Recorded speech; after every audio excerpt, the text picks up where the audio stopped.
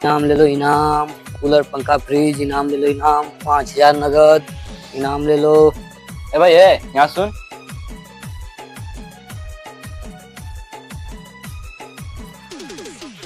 इसमें क्या है भाई?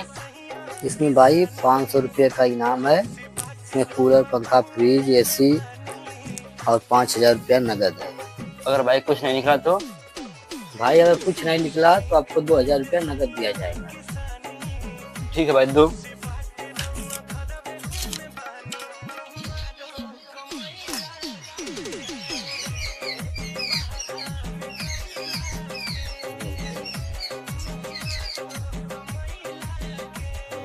क्या निकला भाई? 5,000 नगद। देता हूँ भाई।